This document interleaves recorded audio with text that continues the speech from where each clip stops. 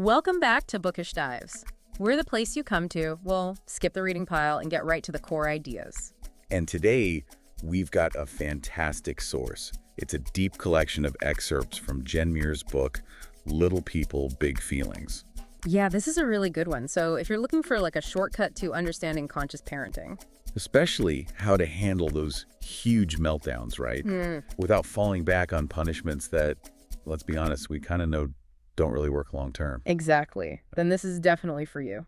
And Jen Muir, she's a parent educator, a mom of 4 herself. Mm-hmm. She writes in a way that's just so relatable, not preachy at all. Totally. What I loved is how she frames it. It's really about easing that parental guilt, showing us that focusing on love, on connection, that is the way. It's not separate from discipline. And it's grounded in real life, too. It didn't just come out of thin air. It came from, well, a pretty tough moment. Oh, yeah. The worst moment story she tells right at the start. Almost everyone listening has probably had a version of this. Yeah. It was back in 2009, super hot day. She's got a screaming 3-month-old, reflux, sweaty, the works. And her 2-year-old, who she thought was the easy one, is just going wild. And she snaps, she yells, and then that immediate wave of guilt, right? Thinking, am I just messing this all up? Been there. Yeah. But that moment, that breakdown, that was actually her turning point. It made her stop and really think differently. Yeah, her big aha moment. And it really sets up the whole book. She realized her toddler wasn't just trying to get attention. Right, that old dismissive idea. Exactly. He was desperate for connection. He was overwhelmed by these huge feelings, and he needed her help. He couldn't handle it alone. And shifting from attention-seeking to connection-seeking, I mean, that changes absolutely everything in how you respond. It really does. Okay, so let's dig into that core philosophy. Muir says kids are basically always asking 3 fundamental questions. What are they? And, how do we answer them? Okay, so she calls them the 3 core needs. Simple, but powerful. First, am I loved? And the answer to that, it comes through connection. Unconditional connection. Unconditional love. Got it. Second, am I safe? Kids need to know the adults are in charge, that things are predictable. And you answer this with loving, firm boundaries. Loving boundaries, important distinction. And the third? The third is, am I seen and heard? And we answer that when we truly welcome their emotions, not just the happy ones, all of them, even the messy ones. Right. Welcoming the anger, the sadness, the frustration. Yeah. Not shutting it down. Okay, so those are the needs. But let's talk about the little person expressing those needs. Why can't we just expect a 3-year-old to calm down and use their words when they're upset? What's the science say? Well, it really comes down to brain development. It's physiology. Right. When a kid is having a huge emotional reaction, their brain is literally different from ours. The prefrontal cortex, that's the bit responsible for impulse control, reasoning, making good decisions, all that executive function stuff. It's the last part of the brain to fully develop, the very last. Okay. How late are we talking? We're talking mid-20s, before it's fully mature and connected up properly. Mid-20s. Wow. Okay, so that toddler losing it because their banana broke. Or the cheese is the wrong shape, yeah. Right. They're not being deliberately difficult. Their brain literally doesn't have the wiring yet to filter that raw emotion through logic. Exactly. They're just feeling it, pure and unfiltered. Muir says that's why tantrums and meltdowns aren't signs of failure, either theirs or ours. They're actually normal, healthy even. It's their developing brain hitting its processing limit. Normal and healthy. That feels counterintuitive sometimes. If meltdowns are normal, how do we handle the behavior? Doesn't that mean we're just letting them run wild? And how does letting them melt down build resilience? Seems like the opposite. Yeah, that's the million-dollar question, isn't it? But here's the key insight. Resilience isn't taught by, avoiding difficult feelings. It's built by practicing recovery. Practicing recovery? How? Through something called co-regulation. So the child gets dysregulated. They're in the middle of that emotional storm, the meltdown, and the parent, the caregiver, stays calm, stays present, doesn't escalate with them. Okay, easier said than done sometimes, but I get the concept. Totally.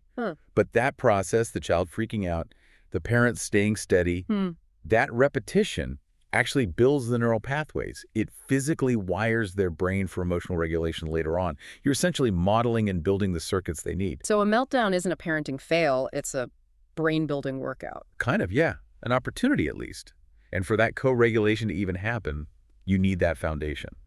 Which brings us back to pillar 1, connection. That's the fuel. Muir uses this great analogy about cups. Ah, yes, the cups. Tell us about those. Okay, so every child has a connection cup. This needs filling up every single day. little deposits of connection, and she's really clear. You cannot overfill this cup. You can't overdose on connection. More connection is always better. Okay. Then they also have an emotional cup. This one collects all the little stresses and disappointments through the day. You know, a squabble with a sibling, maybe their favorite shirt is dirty, a transition they found hard, maybe you were stressed and rushing them. Right, the daily grind stuff. Yeah. And when that emotional cup gets too full, it overflows. And that overflow, that's the difficult behavior we see. The hitting, the whining, the meltdown. That makes sense. She tells that story about Luca at the birthday party. Oh, the Luca story is perfect. Yeah. Remind us, Luca's excited for Ivy's party all week, gets there, pushes another kid almost immediately, and then just falls apart before cake. The parent feels totally mortified, already thinking, my kid is spoiled or just plain naughty. Exactly.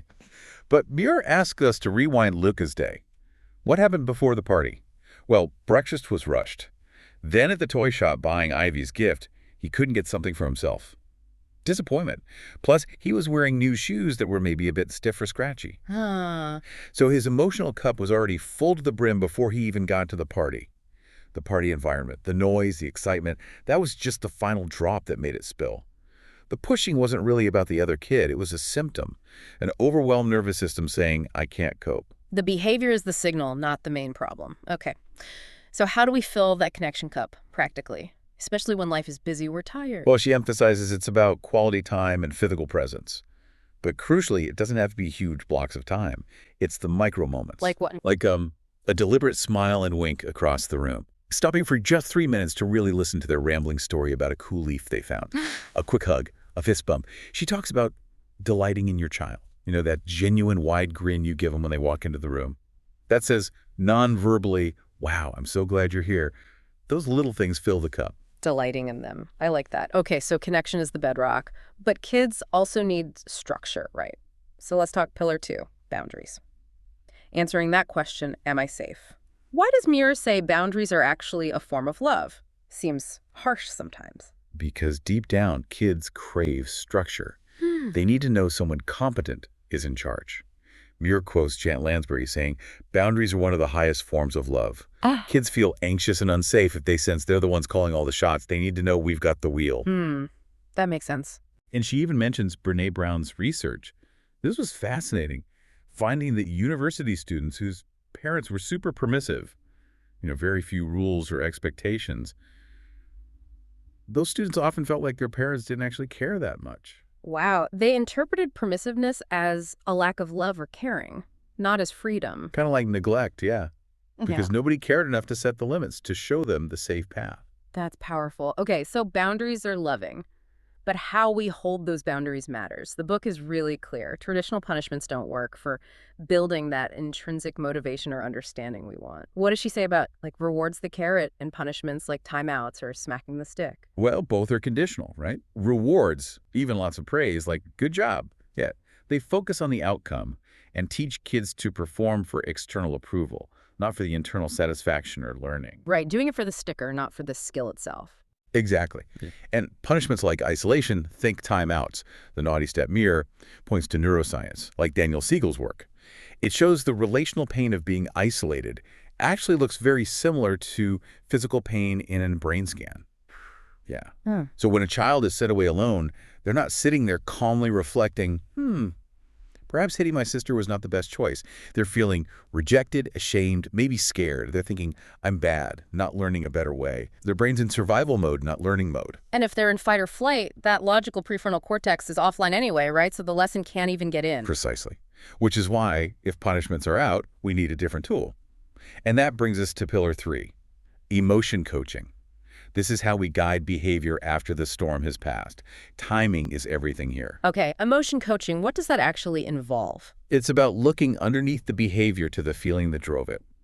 So instead of just saying, don't snatch, you first acknowledge the intense desire or frustration behind the snatching. So validate the feeling first. Yes. Validation first. Wow, you really wanted that toy car, didn't you? Or, I see you're feeling super frustrated right now.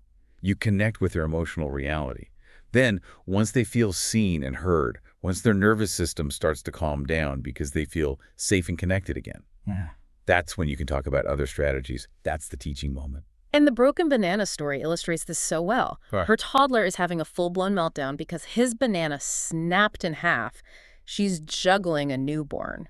What does she do? She doesn't try to take banana back together or distract him with something else. That would be invalidating his reality, right? Right. Instead, she gets down on his level, makes eye contact, and just validates. She says something like, "Your banana broke. You did not want your banana to break. You're really sad and angry about this." And what happened? The effect was almost instant. He stopped screaming, leaned into her, felt understood, and then calmly started eating the broken banana pieces. Within seconds. It just shows that often the only way out of a big feeling is through it, with acceptance, not trying to fix it or dismiss it. Acceptance and validation. Okay, this whole model, co-regulating, connecting, coaching it all, seems to rely heavily on the parent being the calm, regulated one in the equation. Absolutely. And that's often the hardest part. So if we're struggling to stay calm, what does Muir say is like the biggest job of parenting? She says the biggest job is learning to regulate our own emotions in the face of our child's big feelings. Our ability to stay calm is directly linked to their ability to calm down. And why is it so hard for us sometimes? Often, Muir suggests it triggers our own past experiences, how our parents reacted when we were angry or sad as kids. If our feelings were dismissed or punished, seeing those same feelings in our own child can send us right back there emotionally. It hits our own unresolved stuff. Ah, so our reaction isn't just about the broken banana, it's about our own history with disappointment or anger. Exactly.